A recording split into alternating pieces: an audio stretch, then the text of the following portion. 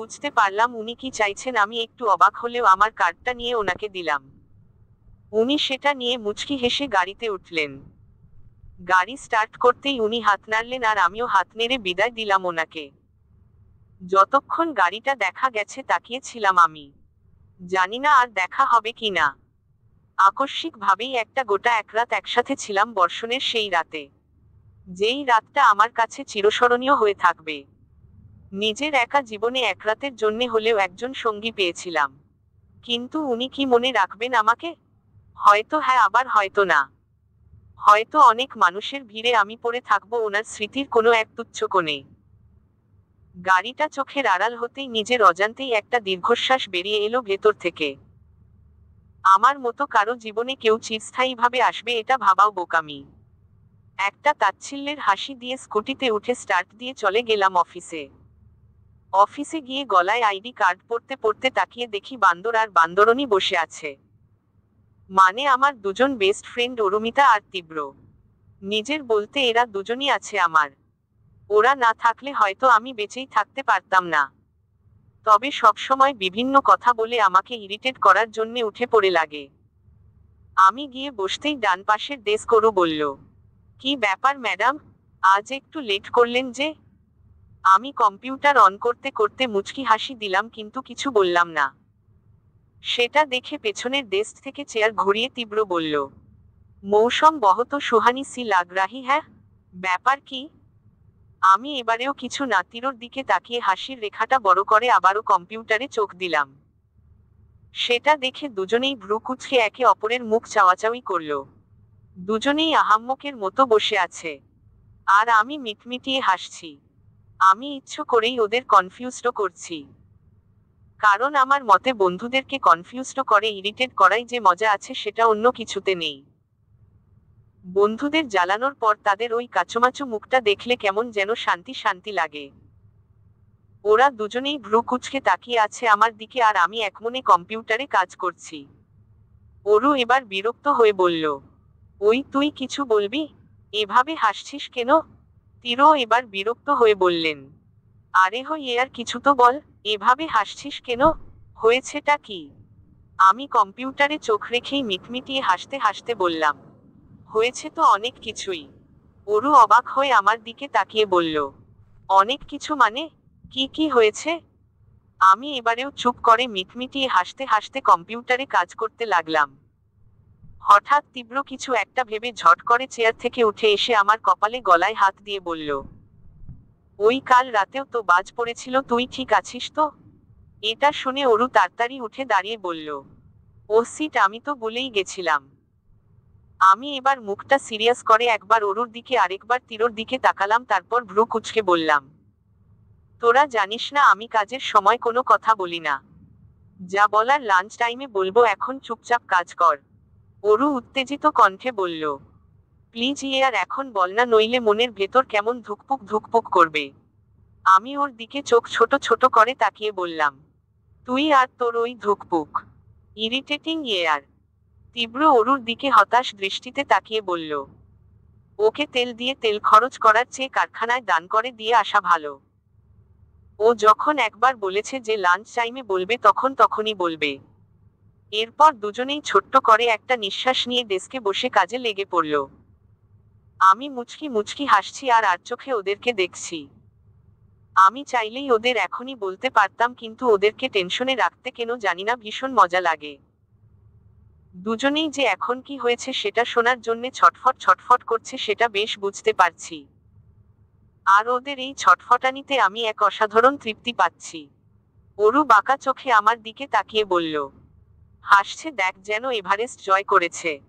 তীব্র পেছনে ঘুরে বলল, হাসতে দে, আমাদেরও দিন আসবে। আমি মনিটরে চোখ রেখেই মুচকি হাসতে হাসতে বললাম, হ্যাঁ, সেই তোর দিন তো আসবেই। হিন্দিতে একটা প্রবাদ আছে না, হার কুত্তে কা দিন আতা হ্যাঁ।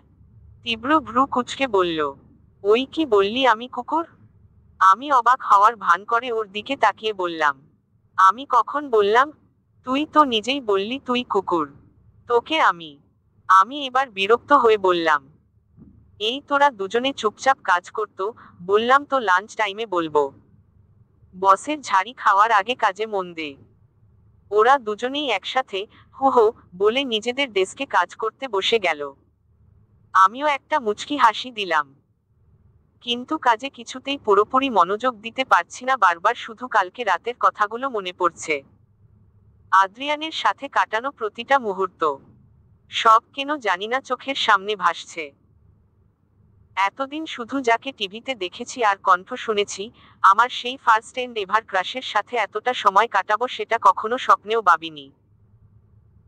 সত্যি আমাদের মানুষদের জীবনটা খুব অদ্ভুত, আচমকাই আমাদের জীবনে এমন কিছু ঘটনা ঘটে যায় যা আমরা কখনো কল্পনাও করতে পারি না। ক্যান্টিনে বসে বসে আমি মনের সুখে খেয়ে চলেছি আর ওরা দুজন ভ্রু কুঁচকে তাকিয়ে আছে আমার দিকে। দুজনেই ভীষণ বিরক্ত আমার ওপর, কারণ ওরা অনেকক্ষণ ধরেই জানতে চাইছে কি হয়েছে, কিন্তু আমি এটা ওটা বলে কথা ঘুরিয়ে ওদের এড়িয়ে যাচ্ছি। তীব্র দাঁত কটমট করে বলল, তুই কি বলবি? আমি মুখের খাবার চিবোতে চিবোতে ভ্রু কুঁচকে বললাম, দেখছিস না খাচ্ছি। বলতে বলতে যদি লাঞ্চ টাইম ওভার হয়ে যায় তখন? আগে খেতে দে তো শান্তিতে। অরু এবার বিরক্ত হয়ে বলল, থাক মেরি মা, তোকে কিচ্ছু বলতে হবে না, তুই খা, জন্মের খাওয়া খা। আমি এবার শব্দ করে হেসে দিলাম ওদের কথা শুনে। ওরা ভ্রু কুঁচকে মুখ ফুলিয়ে বসে আছে। আমার এবার একটু মায়া হলো ওদের চেহারা দেখে। ভাবলাম না, বেচারাদের আর জ্বালানো ঠিক হবে না, তাই কোনো রকমে হাসি থামিয়ে বললাম, আচ্ছা বলছি বলছি, রাখছিস কেন? দুজনে একসাথেই বিরক্ত হয়ে বলল, প্লিজ বলেন। আমি নিচের দিকে তাকিয়ে চামচ দিয়ে খাবার নাড়তে নাড়তে বললাম, কাল রাতে আমার ফ্ল্যাটে আদ্রিয়ান এসেছিল। তীব্র ভ্রু কুঁচকে আমার দিকে তাকিয়ে বলল, কোন আদ্রিয়ান? তোর কোনো রিলেটিভ? আমি মাথা তুলে ওদের দিকে তাকিয়ে বললাম, সিঙ্গার আদ্রিয়ান আবরার জোহাইয়ের। ওরা দুজনেই একসাথে বলল, ও আচ্ছা। পরক্ষণেই দুজনে চমকে গিয়ে চেঁচিয়ে বলল, কি হো? আমি চামচ রেখে কানে হাত দিয়ে বললাম, আরে আস্তে আস্তে, কানের পর্দা ছিঁড়ে যাবে তো আমার। অরু অবাক হয়ে বলল, এ ডি তোর ফ্ল্যাটে এসেছিল? তীব্র ভ্রু কুঁচকে বলল, তুই মজা করছিস তাই না? আমি চামচ থেকে খাবারটা খেতে খেতে বললাম, তোদের আমাকে দেখে মনে হচ্ছে আমি মজা করছি? ওরা অবাক হয়েই তাকিয়ে আছে আমার দিকে, কারণ ওরা জানে আমি মিথ্যে বলবো না আর এই ব্যাপারে মজাও করব না। তাই ওরা বুঝতে পারছে আদ্রিয়ান সত্যিই এসেছিল। ওদের দুজনকে এভাবে হা করে তাকিয়ে থাকতে দেখে আমি ভ্রু কুঁচকে ওদের দিকে তাকিয়ে বললাম, মুখ বন্ধ কর, মশা ঢুকবে। ওরা দুজনেই সাথে সাথে মুখ বন্ধ করে ফেলল। তীব্র অবাক হয়ে বলল, কিন্তু কেমনে কি? অরুও তীরর সাথে তাল মিলিয়ে বলল, সেই তো, এটা কিভাবে সম্ভব? এরপর ওদের কালকে রাতে ঘটনা ফার্স্ট টু লাস্ট সব খুলে বললাম। সবটা শুনে ওরা কিছুক্ষণ থম মেরে বসে রইল। তারপর দুজনেই শব্দ করে হেসে দিল, যেন এই মুহূর্তে ওদের সামনে বিশাল মজার কোনো ঘটনা ঘটে গেছে। আমি ভ্রু কুঁচকে তাকিয়ে আছি। তীব্র কোনোমতে হাসি থামিয়ে বলল, the great rockstar Adrian Abrar জোহাইয়ের ওই রকম? অরুও তীরর কথায় সায় দিয়ে বলল, হ্যাঁ, ইয়ে আর ভাবা যায়? কেন, সেলিব্রিটি বলে কি মানুষ না নাকি? তীব্র এবার আমাকে একটু পিঞ্চ করে বলল, হুম মম, কালকে তোমার মনে লাড্ডু ফুটেছিল নিশ্চয়ই। আমি একটা ভেঙচি কাটলাম। অরু ঢং করে বলল, ইসস, আর কি ভাগ্য তোর, রকস্টার এ ডি তোকে কফি করে খাইয়েছে, কোলে নিয়েছে আর জড়িয়েও ধরেছে। ও থামবি তুই? কেন থামবো? আচ্ছা তুই নিজেকে কি করে সামলেছিলি বলতো? আমি হলে তো অজ্ঞানী হয়ে যেতাম। আর হাউ ড্যাশিং হি ইজ। আমি কিছু না বলে ওকে কুনুই দিয়ে খোঁচা মারলাম আর তীব্র হেসে দিল। তিনজনে গল্প করতে করতে লাঞ্চ করে ডেস্কে বসে আছি, হঠাৎ বসের পিএ সানন্দা দি এসে বলল, অনিমা তোমাকে স্যার ডাকছে। ওকে আপনি যান, আমি আসছি। তীব্র ভ্রু কুঁচকে তাকিয়ে বলল, আবার কার কাছে পাঠাবে তোকে? অরুও বিরক্ত হয়ে বলল, লোকটা শান্তি দেয় না তোকে একটু। আমি একটা ছোট্ট নিঃশ্বাস নিয়ে বললাম, দেখি কি বলে। বসের ডেস্কে গিয়ে বললাম, may I come in sir? Come in. Sir ডেকেছিলেন? হ্যাঁ, কাল তোমাকে একজনের ইন্টারভিউ নিতে যেতে হবে। Okay sir. বাটকার? মিনিস্টার রঞ্জিত চৌধুরীর একমাত্র ছেলে রিক চৌধুরীর। এবার ইলেকশনে করছেন উনি, তাই একটা ইন্টারভিউ নেব। নামটা শোনার সাথে সাথেই আমার হাত পা কাঁপতে শুরু করেছে, ঘাম বেরোনো শুরু হয়েছে অলরেডি। সেটা দেখে বস বললেন, এনি প্রবলেম অনিমা?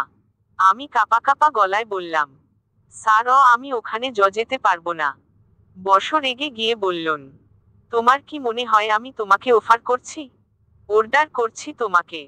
আমি কাঁদো কাঁদো গলায় বললাম, স্যার প্লিজ আপনি আমাকে যেখানে খুশি পাঠান, আমি যাব, কিন্তু ওখানে না।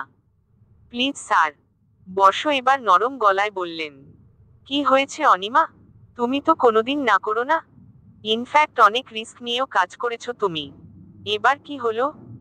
আই নো স্যার, বাট আমি ওখানে যেতে পারবো না। আমি হাত জোর করছি। আরে আরে কি করছো? তুমি আমার মেয়ের মতো, আর এত হাইপার হবার কি আছে? আচ্ছা তোমাকে যেতে হবে না, তুমি ডেস্কে যাও।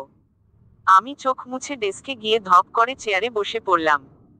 আমাকে কাঁদতে দেখে অরু আর তীব্র উঠে দাঁড়িয়ে বলল, কি হয়েছে, কাঁদছিস কেন?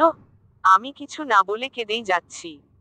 সেটা দেখে তীব্র উত্তেজিত হয়ে বলল, আরে হো, বলবি তো কি হয়েছে, বস কিছু বলেছে? আমি ওদের সবটা বলতেই অরু জড়িয়ে ধরল আমাকে। তীব্র চেয়ারে বসে বলল, এটা তো সেই ছেলেটাই না, যে তোকে। আমি অরুকে জড়িয়ে ধরেই কাঁদতে কাঁদতে বললাম, এভাবে আর কতদিন পালাবো আমি? মামুর কাছ থেকে পালিয়ে বাঁচতে পারলে ওর কাছ থেকে পালাতে পারবো না। আমি জানি ও আমাকে পাগলের মতো খুঁজছে, আর ওর ক্ষমতা দিয়ে ঠিক পেয়ে যাবে আমাকে। আর ও যদি সত্যিই আমাকে খুঁজে পায় তো ওর হাতে পড়ার আগেই শেষ করে ফেলবো আমি নিজেকে। অরু রেগে বলল, এক থাপ্পড় মারবো তোকে স্টুপিড। কি সব বলছিস? আমি পারবো না ওভাবে বাঁচতে। তুই জানিস না ও কতটা। তীব্র এসে আমার সামনে বসে বলল, আচ্ছা হয়েছে, বাদ দে এসব, আজকে অফিস শেষে তিনজন মিলে ফুচকা পার্টি করবো, ওকে হো? এভাবেই ওরা দুজন বিভিন্ন কথা বলে আমাকে শান্ত করলো। ওদের সামনে স্বাভাবিক থাকলেও ভয়টা কাটিয়ে উঠতে পারিনি। রাতে শুয়ে এপাশ ওপাশ করছি, কখনো নিজের সেই ভয়ঙ্কর অতীত মনে পড়ছে, কখনো আদ্রিয়ানকে। ওর পাশে বসে গল্প করা, ওকে জড়িয়ে ধরা, ওর হঠাৎ করেই কাছে এসে যাওয়া সব। কিন্তু ও হয়তো এতক্ষণে ভুলেও গেছে আমাকে, ভুলে যাওয়াই স্বাভাবিক। মনে রাখার বিশেষ কোনো কারণ নেই। এসব ভাবতে ভাবতে ঘুমিয়ে পড়লাম। মাঝরাতে হঠাৎ ফোন বাজার আওয়াজে ঘুম ভাঙল। তাকিয়ে দেখি আননোন নাম্বার। এত রাতে কার মনে পড়ল? চোখ ডলতে রিসিভ করে কিছু বলবো তার আগেই ওপর পাশের ব্যক্তির গলার আওয়াজ পেয়ে চমকে গেলাম আমি। মনে শুধু একটা কথাই এলো, এটাও সম্ভব? কারণ রিসিভ করতেই ওপর পাশ থেকে কেউ বলল, হ্যালো ম্যাডাম, ডিস্টার্ব করলাম? আমি তো পুরো থ হয়ে আছি। ঘুম উড়ে গেছে। শোয়া থেকে লাফিয়ে উঠলাম। কারণ গলার স্বর শুনেই খুব ভালোভাবেই বুঝে গেছি যে এটা আদ্রিয়ান। নিজেও জানি না কি করে বুঝলাম, কিন্তু কথার ধরন শুনেই বুঝে গেছি। কিন্তু ও আমাকে ফোন করেছে। টেবিল ঘড়ির দিকে তাকিয়ে দেখি 3টা বেজে গেছে। এত রাতে ও আমায় কেন ফোন করলো? আবার কোনো বিপদে পড়েছে নাকি? এসব ভাবতে ভাবতেই আবারও ওর গলার আওয়াজ পেলাম। কি হলো, ঘুমিয়ে পড়লে নাকি? আমি বিস্মিত গলায় বললাম, আপনি এখন? যাক, গলার স্বরটা অন্তত মনে আছে তোমার। আমি তো ভেবেছি আমায় ভুলেই গেছো। আমি তো ঝটকার ওপর ঝটকা খাচ্ছি, কি বলছেন উনি এসব? ওনার কথা শুনে তো মনে হচ্ছে না উনি কোনো বিপদে পড়েছেন, তার মানে এমনিই ফোন করেছে আমাকে। কিন্তু কেন? আমি ইতস্তত গলায় বললাম, না মানে আপনি ফোন করে একটা খবর তো নিতে পারতেন ম্যাডাম। ওনার কথায় আবারও অবাক হলাম। আমি খোঁজ নেব ফোন করে তা ওনার?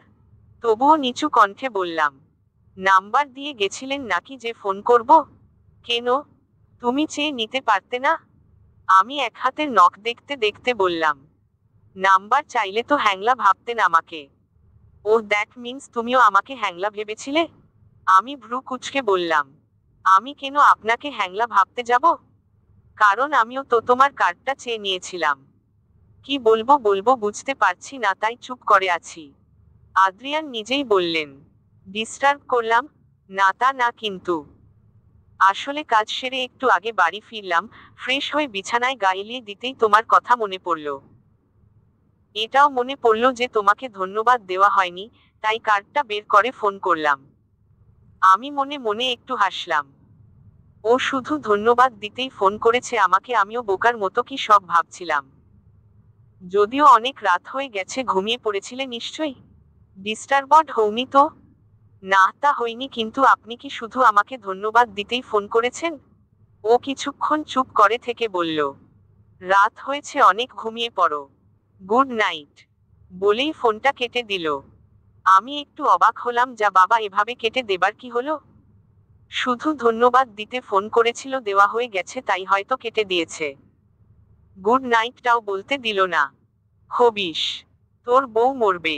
ধ্যাতো, কি সব বলছি! আসলেই পাগল হয়ে গেছি আমি। ও যে আমাকে ধন্যবাদ দিতে ফোন করেছে এটাই অনেক। কিন্তু আরেকটু কথা বললে কি হতো? আবার কি কোনোদিন কল করবে ও আমাকে? যা খুশি করুক, আমার কি? এসব চিন্তা করেই গাল ফুলিয়ে শুয়ে পড়লাম। পরের দিন অফিসের ডেস্কে গিয়ে বসতেই তীব্র বলল, কি ব্যাপার মিস হিরোইন, কাল আবার কোনো স্টার এসেছিল নাকি? আমি ভ্রু কুঁচকে ওর দিকে তাকিয়ে বললাম, মানে? তীব্র কিছু বলবে তার আগেই ওরু বলল, না মানে পরশু তো এসছিল, কালকে আবার কেউ এসছিল কিনা সেটাই জিজ্ঞেস করছিলাম আমরা। আমি বিরক্ত হয়ে বললাম, স্টারদের কি খেয়ে দেয়ে আর কোনো কাজ নেই যে রোজ রাতে 1 by 1 আমার ফ্ল্যাটে আসবে? তীব্র এবার চেয়ার ঘুরিয়ে আমার দিকে ফিরে বলল, by the way, A D তো তোর কার্ড নিয়েছিল তাই না, ফোনটোন করেছিল? এটা শুনে ওরও উৎসুক দৃষ্টিতে তাকালো, মানে ও শুনতে চায়। আমি স্বাভাবিক ভঙ্গিতেই বললাম, হ্যাঁ কল করেছিল কাল রাতে। দুজনেই চমকে তাকালো আমার দিকে, কারণ ওরা এতটাও আশা করেনি। ওদের আর কি বলবো, আমি নিজেও তো ভাবতে পারিনি এমন যে আদ্রিয়ান নিজে আমাকে ফোন করবে। অরু এক্সাইটেড হয়ে বলল, এই কি কি বলল? আমি অরুর দিকে তাকিয়ে মেকি হাসি দিয়ে বললাম, বলল যে বিয়ের জন্য মেয়ে খুঁজে পাচ্ছি না, তোমার কোনো বোন ঠোন বা বান্ধবী থাকলে বলো। আমি তোর কথা বললাম, ছবি দেখালাম আর ও রাজি হয়ে গেল। অরু বিরক্তিকর দৃষ্টিতে তাকিয়ে বলল, মিথ্যুক।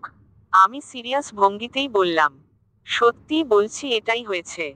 অরু হাত ভাঁজ করে ভ্রু কুঁচকে বলল, এ ডি বিয়ের জন্যে মেয়ে খুঁজে পাচ্ছে না, তোকে মেয়ে খুঁজতে বলেছে, তুই ছবি দেখিয়েছিস, ও রাজিও হয়েছে?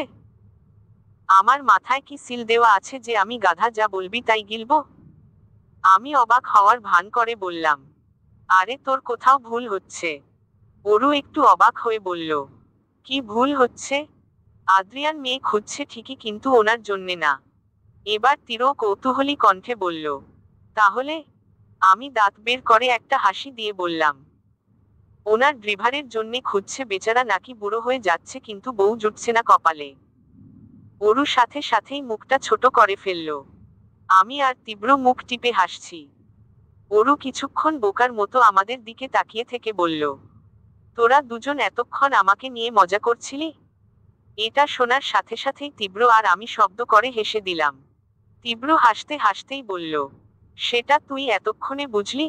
তীব্র কথাটা শেষ করতেই আমি আর তীব্র হাসতে হাসতে হাইফাইভ করলাম। আর অরু মুখটা ফুলিয়ে বলল, থাক তোরা দুজন একসাথে, আমি কথাই বলবো না তোদের সাথে।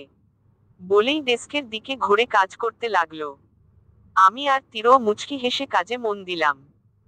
কিন্তু অনেকটা সময় পার হয়ে যাবার পরেও যখন অরু কোনো কথা বলছে না, তাই আমি চেয়ার ঘুরিয়ে বললাম, এই পেতনি মৌন ব্রত পালন করছিস নাকি? কিন্তু ও চুপ করে আছে, কোনো কথা বলছে না। সেটা দেখে তীর ওর দিকে ঘুরে বলল, এই ড্রামা কুইন, মুখে গ্লু লাগিয়ে রেখেছিস? কিন্তু মহারানী এবারেও এক্কেবারে চুপ করে আছে। এবার আমি আর তীব্র দুজনেই দুজনের মুখের দিকে তাকালাম। তীব্র চোখ দিয়ে ইশারা করলো আর আমিও ওর ইশারা বুঝতে পেরে মুচকি হেসে চোখ টিপ মারলাম। এরপর দুজনে একসাথেই ওকে সুরসুরি দিতে লাগলাম। এটা ওর রাগ ভাঙানোর নিনজা টেকনিক। ওর যত রাগই থাক, সুরসুরি দিলেই ও খিলখিলিয়ে হেসে দেয় আর ওর রাগও জল হয়ে যায়। আর এবারেও এর ব্যতিক্রম হলো না। কিছুক্ষণ হাসাহাসির পর অরুর অসহায় কণ্ঠে বলল, প্লিজ বল না কি বলেছে। আমি ছোট একটা নিঃশ্বাস নিয়ে ওদের দুজনের দিকে তাকালাম, দুজনেই শুনতে ইচ্ছুক। এরপর ওদেরকে সবটা বলার পর তীব্র আমার মাথায় একটা চাটা মারল। আমি মাথায় হাত দিয়ে মুখ ফুলিয়ে বললাম, মারলি কেন? তীব্র ভ্রু কুঁচকে আমার দিকে তাকিয়ে বলল, মারবো না তো কি করব? এত মাথামোটা কেন রে তুই? অরুও বিরক্তিকর কণ্ঠে বলল, সেই আর তোর কি মনে হয় শুধুমাত্র ধন্যবাদ দিতে কেউ রাত 3টে বাজে ফোন করে? করতেই পারে, কাজ ছিল তাই সারাদিন সময় পায়নি তাই রাতে করেছে। ওর মতো একজন তো আর আমার সাথে প্রেমালাপ করতে ফোন করবে না। ওরা দুজনেই আমার দিকে এক হতাশ দৃষ্টি নিক্ষেপ করে ছোট নিঃশ্বাস ফেলে কাজে মন দিল। আমি কিছুই বুঝলাম না, তাই কিছুক্ষণ ওদের দিকে বোকার মতো তাকিয়ে থেকে নিজের কাজে মন দিলাম। লাঞ্চ টাইমের পর স্যার মিটিং ডাকলেন। মিটিং এর মধ্যে কেউ বারবার কল দিচ্ছে, ফোন ভাইব্রেট হচ্ছে বারবার। বেশ বিরক্ত লাগছে আমার। মিটিং শেষ হতেই ওরু আর তিরোকে বললাম, তোরা ডেস্কে যা, কেউ কল করছে বারবার, আমি কথা বলে আসছি। ওরা মাথা নেড়ে চলে গেল। আমি অফিসের বিরাট ব্যালকনিতে গিয়ে ফোনের স্ক্রিনে চোখ দিতেই ভ্রু জোড়া কুঁচকে গেল। কারণ নাম্বারটা আননোন। একটা আননোন নাম্বার থেকে এতবার কল এলো। আমি নাম্বারটায় ডায়াল করলাম, রিং হওয়ার প্রায় সাথে সাথেই ফোন রিসিভ করলো। আমি জিজ্ঞাসু কণ্ঠে বললাম, হ্যালো। কি ম্যাডাম, ব্যস্ত ছিলেন মনে হয়? আমি চমকে কান থেকে ফোন সরিয়ে নাম্বারটা দেখলাম। তখন ঘুমের মধ্যে রিসিভ করেছিলাম তাই নাম্বারটা খেয়াল ছিল না, কিন্তু ধন্যবাদ দেওয়া তো হয়ে গেছে, তাহলে আবার কল কেন করলো? এসব ভেবে আবারও ফোনটা কানে নিয়ে বললাম, আপনি নাম্বারটাও সেভ করনি? How rude. না মানে। আচ্ছা ছাড়ো, কতক্ষণ যাবত কল করছি, ফোন ধরছিলে না কেন? আসলে মিটিং চলছিল। কিসের মিটিং? নতুন করে আবার কাকে বাস দেবে সেই ব্যাপারে? আপনিও না? ওপাশ থেকে ওনার হাসির শব্দ পেলাম, সেই হাসির শব্দ শুনে আমিও হেসে দিলাম। উনি হাসি থামিয়ে বললেন, আচ্ছা, যে কারণে কল করলাম, কালকে তো ফ্রাইডে, ফ্রি আছো নাকি, কোনো কাজ আছে? আমি একটু অবাক হলাম। হঠাৎ এই প্রশ্ন কেন? তাই অবাক কণ্ঠেই বললাম, কেন বলুন তো। ফ্রি আছো? হ্যাঁ ফ্রি আছি, বাট হয় দেন কালকে মিট করি। এটা শোনার সাথে সাথেই আমি যেন ফ্রিজ হয়ে গেলাম। উনি দেখা করতে চাইছেন আমার সাথে? কিন্তু কেন? আমার সাথে ওনার কি দরকার? আমি নিচু কণ্ঠে বললাম, কিন্তু কেন? দেখা করতে যে বিশেষ কোনো কারণ থাকতেই হবে, এটা কোথায় লেখা আছে? ওনার কথায় আমি অবাকের ওপর অবাক হচ্ছি, উত্তেজনায় ঘাম বেরোচ্ছে আমার। নাকের নিচের ঘামটা মুছে বললাম, না কিন্তু, তোমাকে ফোর্স করছি না। আমি স্টারপ্লেজ কফি শপে তোমার জন্যে অপেক্ষা করব কাল সকাল 10টায়। তুমি চাইলে তোমার ফ্রেন্ডদেরকেও নিয়ে আসতে পারো, আমার সমস্যা নেই। আসবে কি না ইটস আপ টু ইউ। আমি আসলে, কিন্তু আমাকে কথাটা শেষ করতে না দিয়ে উনি ধীর কণ্ঠে বললেন, bye and I will wait for you. বলেই আমায় কিছু বলার সুযোগ না দিয়েই ফোনটা কেটে দিলেন। ছেলেটা এমন কেন? নিজের কথা শেষ হলেই ফোন রেখে দেয়। ওপর পাশের মানুষটার কথাও তো শুনতে হয় নাকি? আমি কান থেকে ফোন নামিয়ে ঠোঁট কামড়ে ধরে দাঁড়িয়ে রইলাম। কি করব এখন? ওকে তো নাও করতে পারলাম না, আর না আমি যেতে পারবো। আমি তো অফিস আর ফ্ল্যাট ছাড়া কোথাও বেরোই না। কিন্তু ও যদি সত্যিই ওয়েট করে? এসব ভাবতে ভাবতেই চিন্তিত মুখ নিয়ে ডেস্কে গিয়ে বসলাম। আমার এমন চেহারা দেখে ওরু বলল, কি রে, আবার কি হলো? সেটা শুনে তিরো কম্পিউটার থেকে চোখ সরিয়ে বলল, কে ফোন করেছিল যে তোর চেহারার রং বদলে গেল? আমি অসহায় ভাবে ওদের দিকে তাকিয়ে বললাম, আদ্রিয়ান ফোন করেছিল। সেটা শুনে দুজনেই চমকে গেল, যেন বর্ষর ঝটকা খেয়েছে। কিছুক্ষণ চুপ থাকার পর ওরু প্রচণ্ড উত্তেজিত হয়ে তিরোকে বলল, দেখলি, আই টোল্ড ইউ না। ডি এর মনে কিছু চলছে? আমি ভ্রু কুঁচকে বললাম, মানে? তীব্র আমার চেয়ারটা ওর দিকে ঘুরিয়ে বলল, তোকে মানে বুঝতে হবে না, এবার বলতো কি বলল? কালকে মিট করতে চায় আমার সাথে। ওরু খুশি হয়ে বলল, wow, first date, how cute.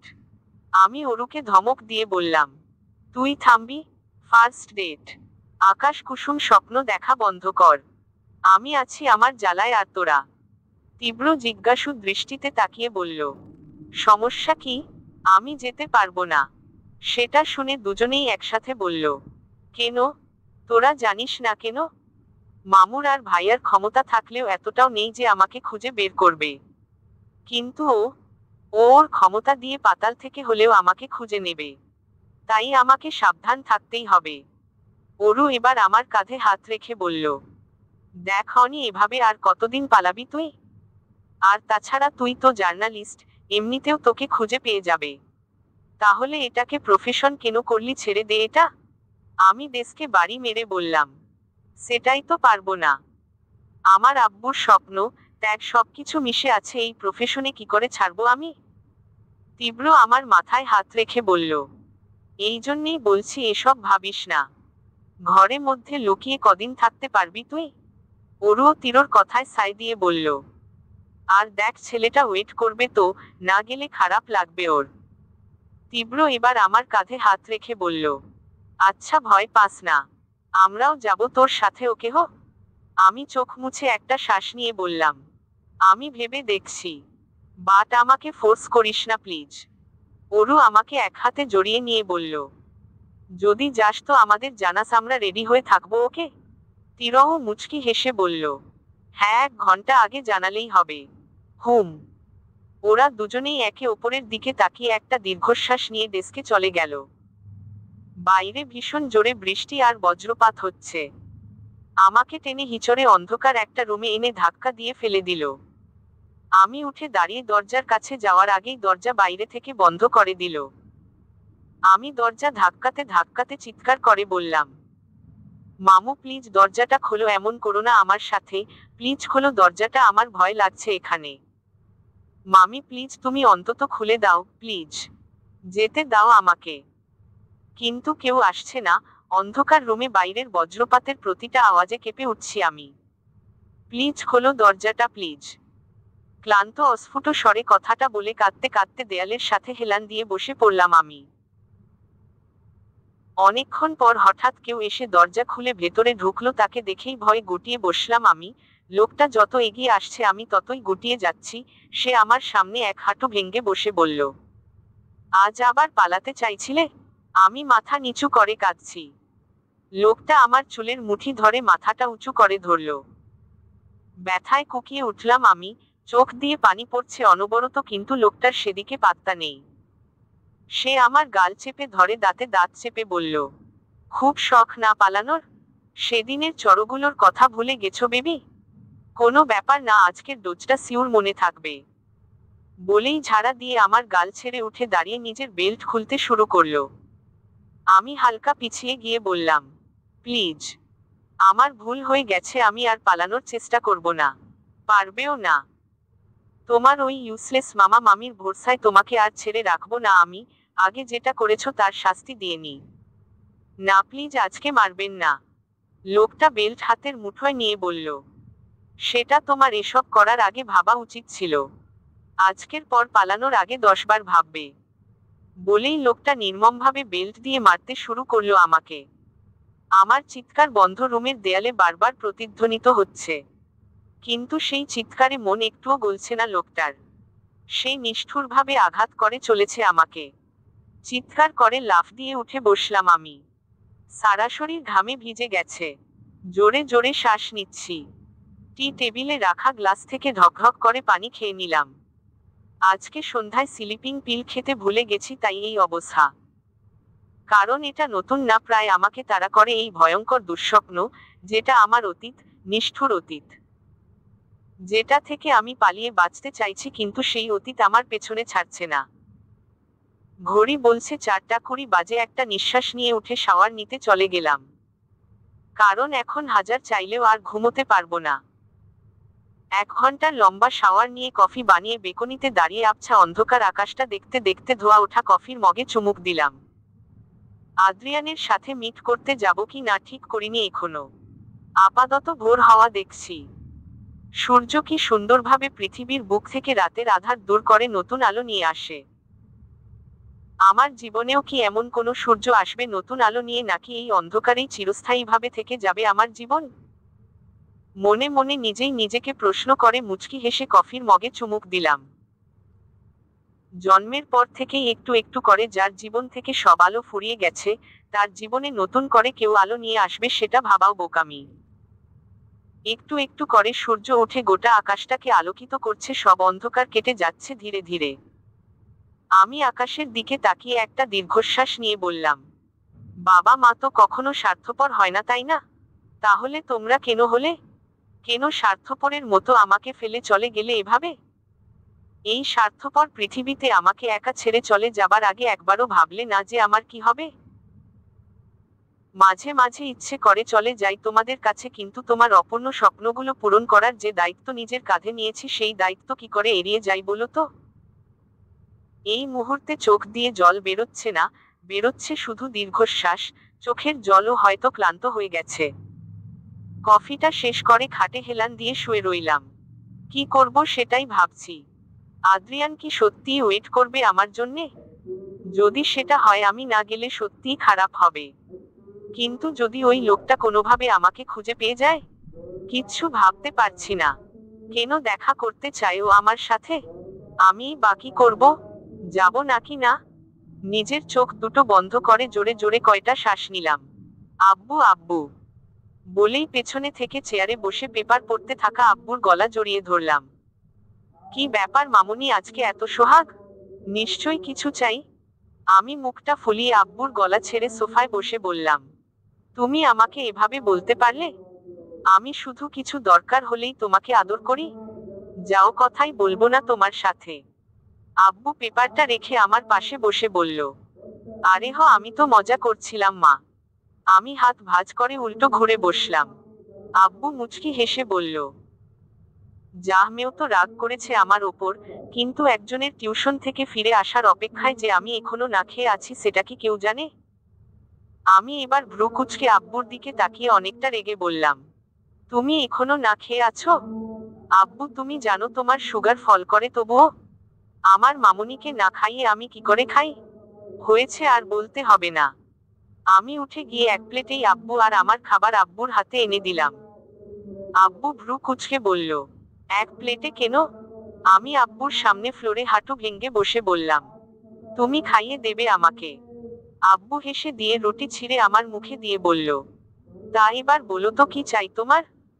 আমার এসএসসিতে প্লাস আসলে তোমার কিন্তু ট্রিট দেবার কথা ছিল।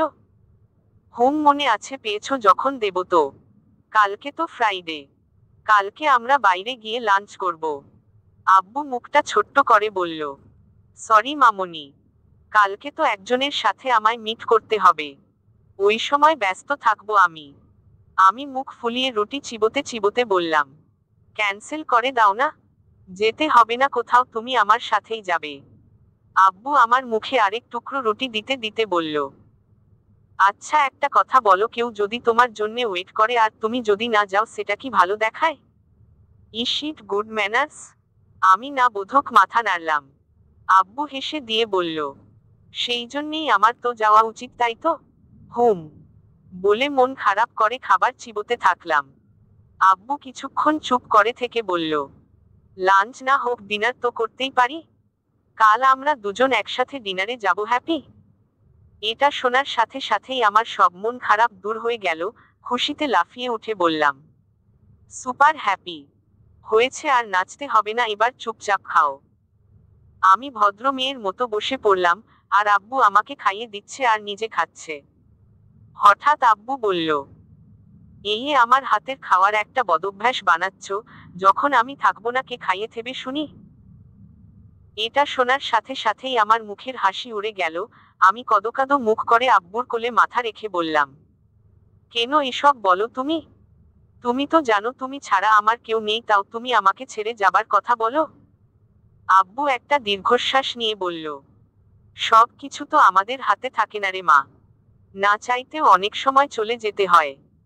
আমি কিছু না বলে চুপচাপ আব্বুর কোলে মাথা দিয়ে শুয়ে রইলাম। আর আব্বু আমার মাথায় হাত বুলিয়ে দিল। হঠাৎ আব্বু বলে চোখ মেলে তাকালাম।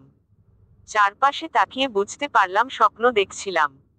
ওসব ভাবতে ভাবতে কখন চোখ লেগে গেছে বুঝতেই পারিনি। ঘড়িতে তাকিয়ে দেখি 8:30 বেজে গেছে অলরেডি। 10টায় ওখানে থাকতে বলেছিল আদ্রিয়ান। যাব আমি? এসব রুমে পায়চারি করতে করতে এসবই ভাবছি। একবার মন বলছে যাই, আরেকবার মন বলছে যাওয়াটা ঠিক হবে না। কিছুতেই সহির কোনো সিদ্ধান্ত নিতে পারছি না। আরো একবার ঘড়িতে তাকিয়ে দেখি 9টা বেজে গেছে। খাটে বসে হাত দিয়ে মুখ চেপে ধরলাম। মাঝে মাঝে এমন কিছু পরিস্থিতি আসে যখন না এদিকে যাওয়া যায় না ওদিকে। কি করব তা নিজেরাই বুঝতে পারি না। সিদ্ধান্ত নিতে নিতেই সময় পার হয়ে যায়। অনেকক্ষণ ভেবে সিদ্ধান্ত নিয়েই নিলাম। ফোনটা হাতে নিয়ে অরুকে কল করলাম।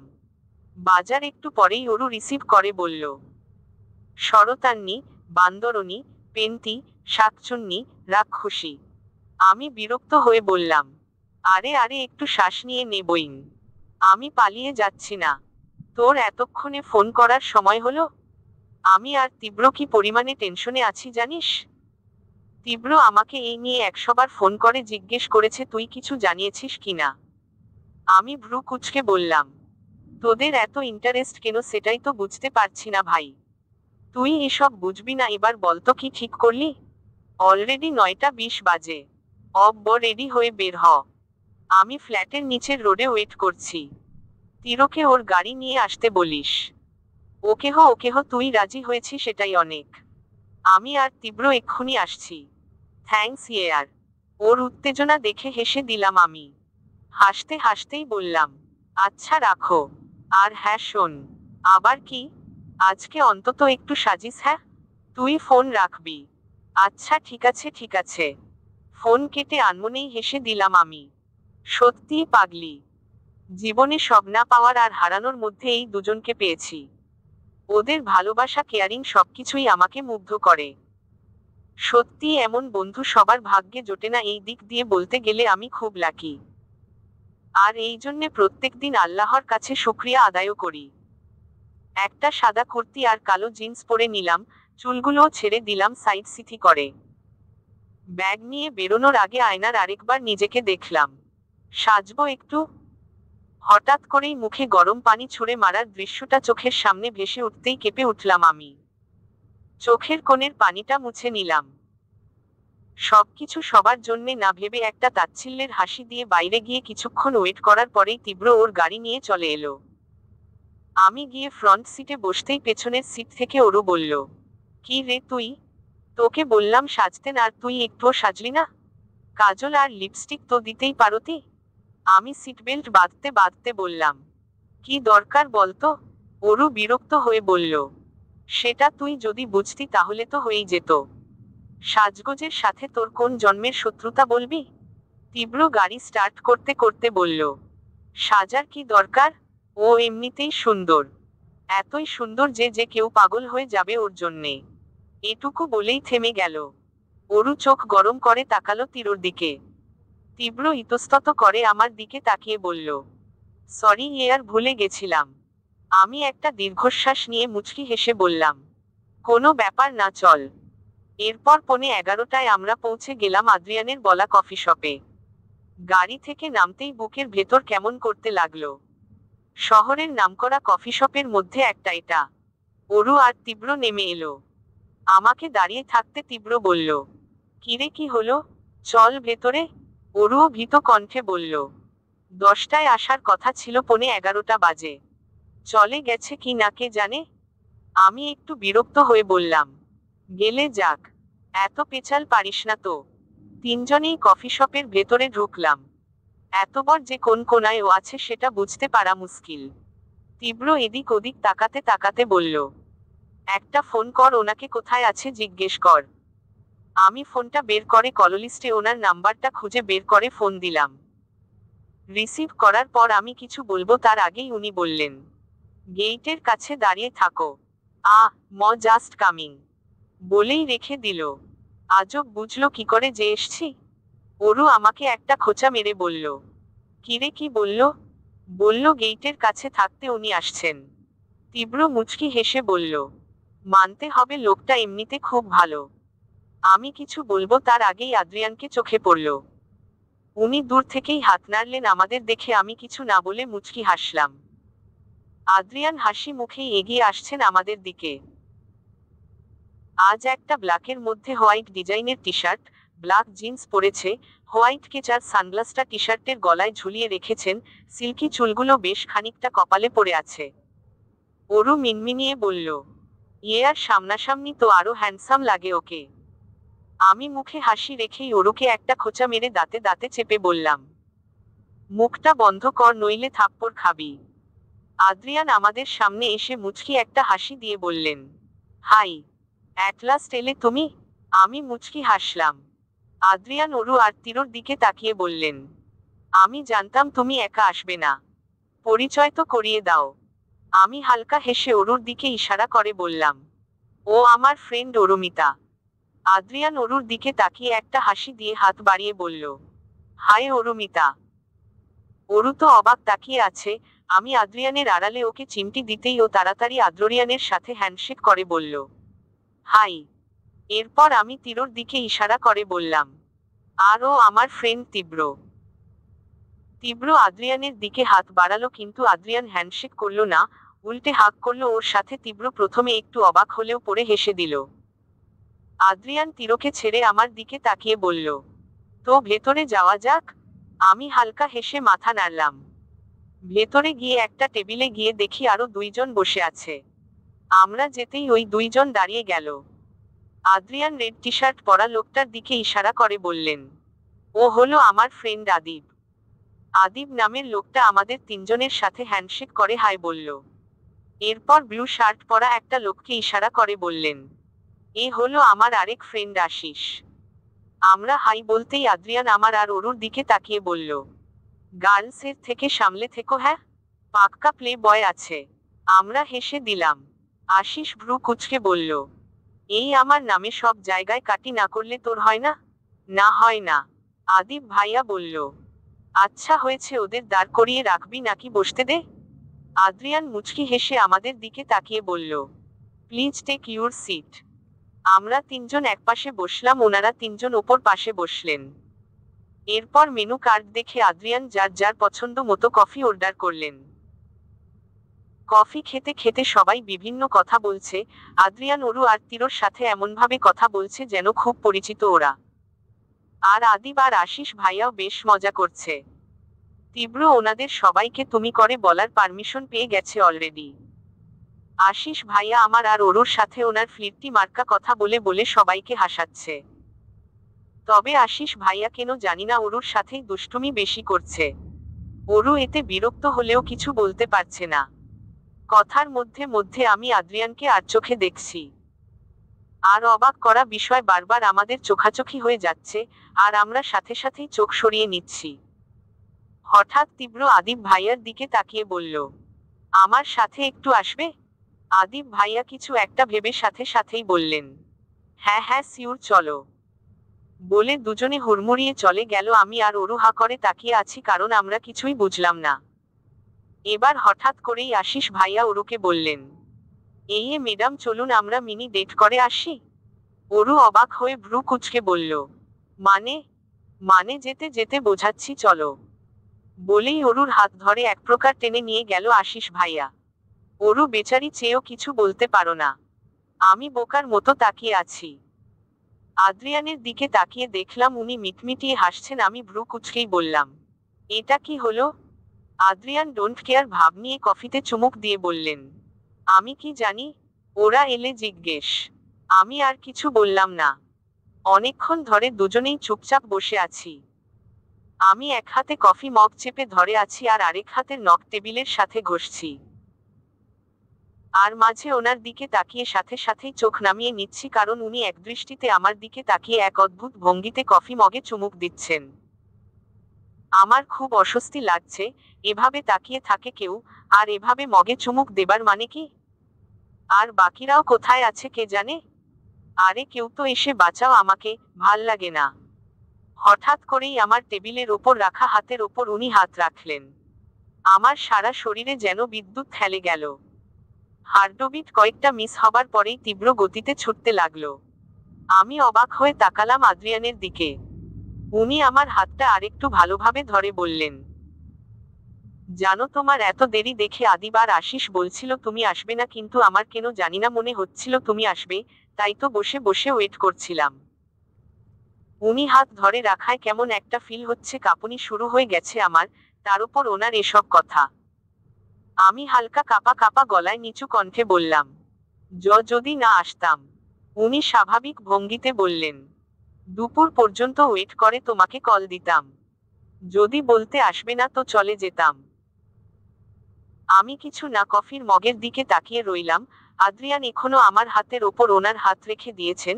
আমার কাঁপুনি ধীরে ধীরে বৃদ্ধি পাচ্ছে, শরীর ঘামছে হালকা। আমি চেয়েও হাতটা সরিয়ে নিতে পারছি না। আমাকে চুপ থাকতে দেখে উনি নিজেই বললেন, বাই দা ওয়ে এত লেট করলে কেন? সাজতেন যে সময় নেওনি সেটা তোমার মুখ দেখেই বোঝা যাচ্ছে। না আসলে আসবে কি আসবে না সেটা নিয়ে দ্বিধাবোধ করছিলে, এম আই রাইট? আমি এবারেরও নিচু কণ্ঠে জবাব দিলাম, হুম।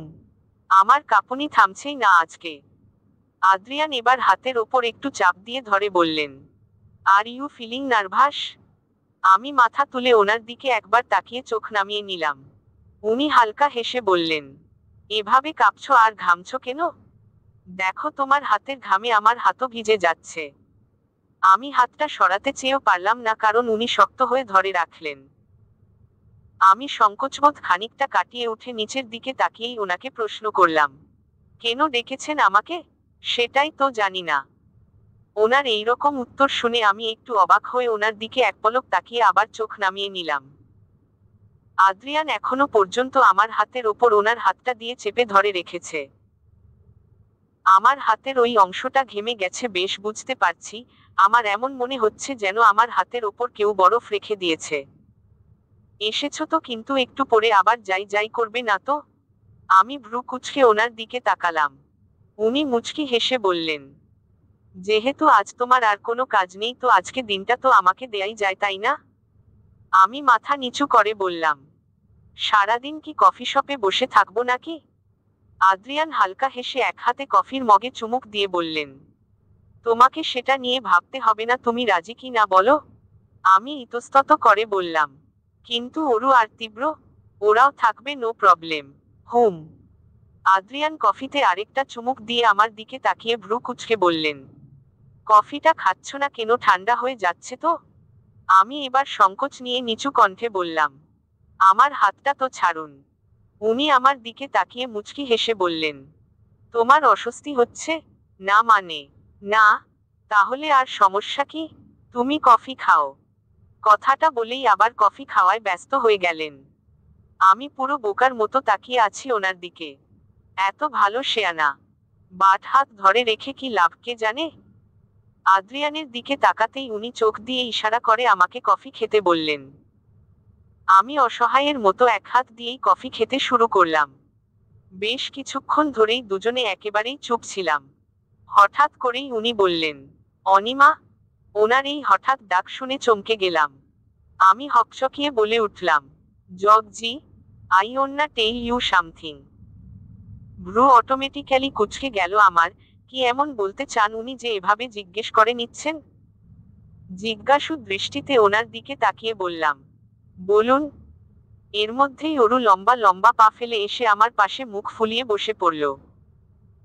আমি আর আদ্রিয়ান অবাক হয়ে ওর দিকে তাকিয়ে ভ্রু কুঁচকে একে অপরের দিকে তাকিয়ে আবারও ওর দিকে তাকালাম। আমরা কিছু বলার আগেই প্রায় ছুটতে ছুটতে আশিস ভাইয়া এসে আদ্রিয়ানের পাশে বসে জোরে জোরে শ্বাস নিল। আমি আর আদ্রিয়ান কিছুই বুঝতে পারছি না, তাই বোকার মতো ওদের দিকে তাকিয়ে আছি। আদ্রিয়ান ভ্রু কুঁচকে আশিস ভাইয়াকে বলল, কি ব্যাপার বলতো, দুইজন দুই মুডে দুই স্টাইলে একই জায়গা থেকে এলি? আশিস ভাইয়া হাফাতে হাফাতে বললেন, বাপরে বাপরে, জীবনে এত মেয়ে সামলেছি কিন্তু এরকম জিনিস প্রথমবার দেখলাম। আদ্রিয়ান আশিসের মাথায় একটা চাটা মেরে বললেন, ওই জিনিস কি? হ্যাঁ, ডু রেসপেক্ট। আশিস ভাইয়া মাথায় হাত ঘষতে ঘষতে মুখ ফুলিয়ে বসে রইলেন। আদ্রিয়ান অরুর দিকে তাকিয়ে বললেন, এই গাধাটা কি করেছে তোমার সাথে? অরু মাথা নিচু করে বলল, না ভাইয়া, কিছু করেনি। ওকে আমি খুব ভালো করে চিনি। নিশ্চয়ই অনেক জ্বালিয়েছে তোমাকে। অরু আশিস ভাইয়ার দিকে বিরক্তিকর দৃষ্টি দিয়ে তাকিয়ে মাথা নিচু করে ফেলল। আদ্রিয়ান কিছু বলবে তার আগেই তীব্র আর আদিব ভাইয়া এসে পড়লেন। আদিব ভাইয়া বসতে বসতে বললেন, সরি গাইস, লেট হয়ে গেল, আসো। টেবিলের দিকে তাকিয়ে ওনার কথা থেমে গেল। অবাক হয়ে তাকিয়ে আছেন টেবিলের দিকে। ওনার এইরকম দৃষ্টির মানে কেউ বুঝতে পারল না, তাই সবাই ওনার দৃষ্টি অনুসরণ করে টেবিলে তাকালেন। সকলেই তাকিয়ে অবাক হয়ে গেল, অরু তো চোখ বড় বড় করে তাকিয়ে আছে। আমিও ওদের এইরকম দৃষ্টি দেখে ভ্রু কুঁচকে টেবিলের দিকে তাকাতেই এদের এইরকম চাহনির রহস্য উদ্ঘাটন করতে পারলাম। আসলে আদ্রিয়ান এখনো আমার হাতের ওপর ওনার হাত দিয়ে রেখেছেন। আদ্রিয়ান দিকে তাকিয়ে বুঝলাম উনি এতক্ষণে খেয়াল করলেন ব্যাপারটা, আর খেয়াল করতেই হাত সরিয়ে নিল। আমিও টেবিল থেকে হাত নামিয়ে মাথা নিচু করে ফেললাম। আমাদের কাণ্ড দেখে সবাই মিটমিটিয়ে হাসছে। আদিব ভাইয়া হাসি থামিয়ে বলল, আরে আরে হাত সরালি কেন? আমরা কেউ কিচ্ছু মনে করিনি, এম আই রাইট গাইস? সবগুলোতেই আমাদের পিঞ্চ করে একসাথে বলল, ইয়াহ। আমার বেশ লজ্জা লাগছে এই মুহূর্তে, সাথে খানিকটা রাগও লাগছে আদ্রিয়ানের ওপর। তখন বললাম হাতটা ছাড়তে, কিন্তু ছাড়লেন না। তখন ছাড়লে এমন পরিস্থিতিতে পড়তে হতো। আদ্রিয়ান এবার বিরক্তিকর দৃষ্টিতে তাকিয়ে বললেন, মজা নেওয়া শেষ নাকি আরো চলবে? সকলেই এবার চুপ হয়ে রইল। আমি এবার সকলের দিকে তাকিয়ে বললাম, বাট আপনারা কোথায় গিয়েছিলেন বলুন তো আমাদের একা রেখে? আশিস ভাইয়া কফি মগ ঘোরাতে ঘোরাতে বললেন, একা না রেখে গেলে একান্তে কথা হতো কি করে? এটা শুনে আমি অবাক হয়ে বললাম, মানে? আদ্রিয়ান কফির মগটা রেখে রাগী চোখে তাকালো আশিস ভাইয়ার দিকে। আদিব ভাইয়া বলল, ওকে গাইস, অনেকক্ষণত হলো কফি শপে, এবার অন্য কোথাও যাই। আশিস ভাইয়া ভ্রু কুঁচকে বললেন, যাব তো ভালো কথা, কিন্তু এই রকস্টারকে নিয়ে পাবলিক প্লেসে বের হব কি করে? এটা শুনে আদিব ভাইয়া একটা বাঁকা হাসি দিয়ে আদ্রিয়ানের দিকে তাকালেন। আদ্রিয়ান মুচকি হেসে টি শার্ট থেকে সানগ্লাসটা চোখে পড়লেন আর কালো রঙের একটা ক্যাপ মাথায় পরে নিলেন। আমি তো হা করে তাকিয়ে আছি, একে তো এখন চেনাই যাচ্ছে না। একেবারে গভীরভাবে লক্ষ্য না করলে কেউ বুঝতেই পারবে না যে এটাই আদ্রিয়ান। আদিব ভাইয়া মুচকি হেসে আমাদের দিকে তাকিয়ে ভ্রু নাচালেন, অর্থাৎ কেমন দিলাম।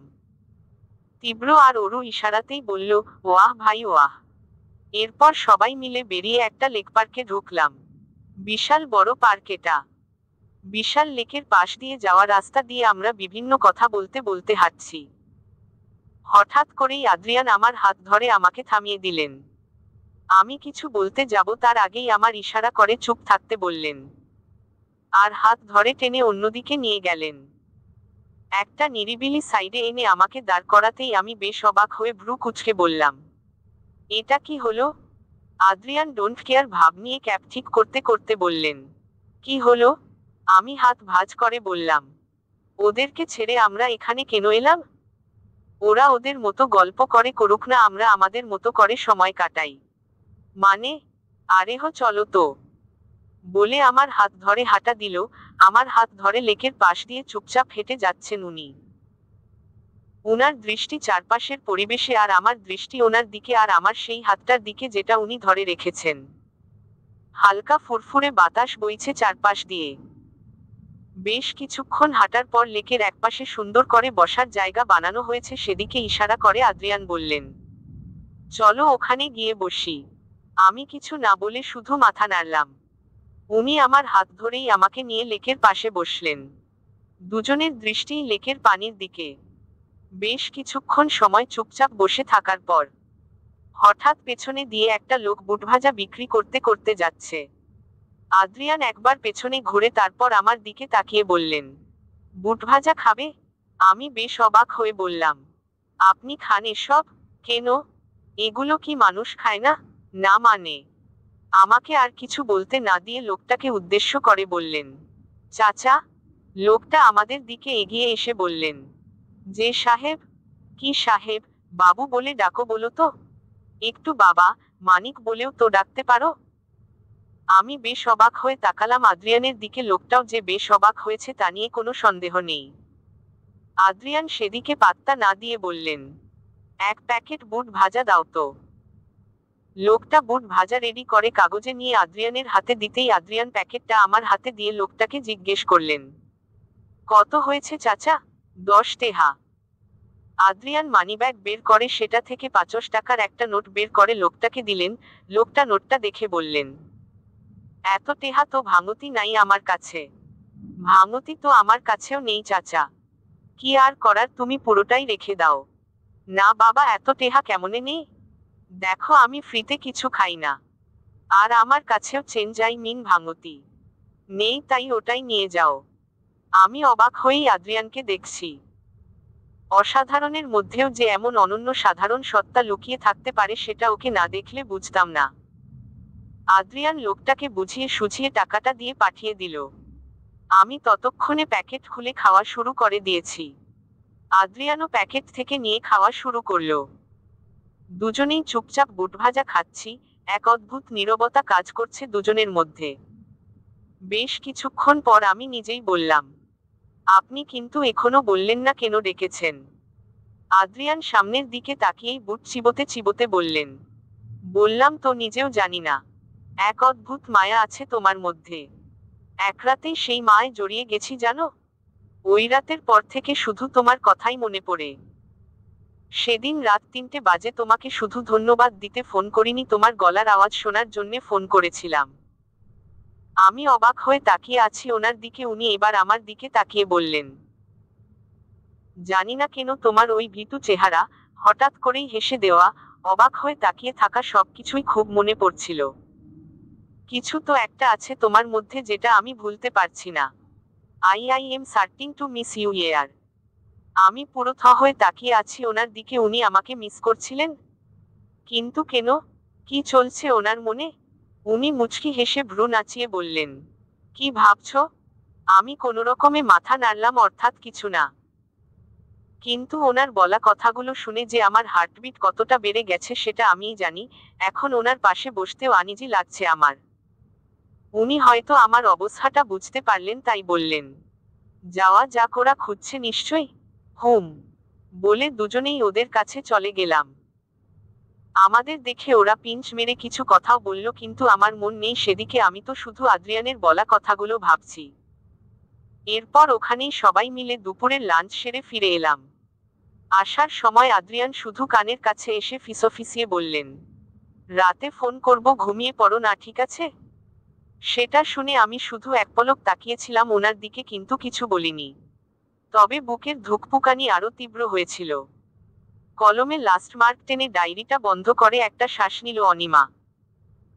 3 দিন ধরে ডায়েরি লেখা হয়নি, কারণ আগের ডায়েরিটা শেষ হয়ে গেছে। নতুন ডায়েরি আজকে কিনে এনেছে আদ্রিয়ানের সাথে দেখা করে আসার সময়। গত 3 দিনে ঘটা বিশেষ ঘটনাগুলো লিখে রাখলো ডায়েরিতে। এটা ওর অভ্যাস, প্রতিদিনকার বিশেষ ঘটনাগুলো ও ডায়েরির পাতায় আটকে রাখে। এতেই এক অদ্ভুত শান্তি পায়, হালকা লাগে নিজেকে।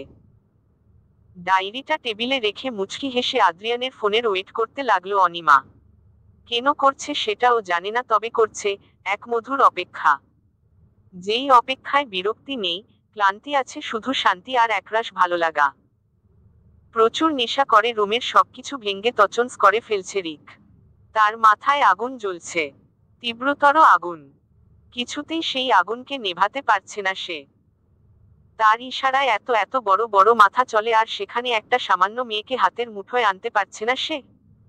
এটা মানার মতো নয়, মানা যায় না এটা। ওই মেয়েকে হাতে পেলে ও এমন শিক্ষা দেবে যে ওর কাছ থেকে পালানোর চিন্তা করলেও রুহু কেঁপে উঠবে মেয়েটার।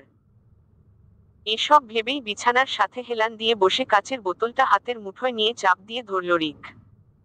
গোড়গোড় করে পড়তে থাকা রক্তের দিকে তাকিয়ে বলল, যত খুশি উড়ে নাও বেবি, কারণ আবারও খাঁচায় বন্দি হবার সময় এসে গেছে তোমার। আমি খুব শীঘ্রই তোমাকে বলবো, welcome back to my hell sweetheart. এত বড় বুকের পাটা এখনো কারো হয়নি যে আমার হাত থেকে তোমাকে বাঁচাবে।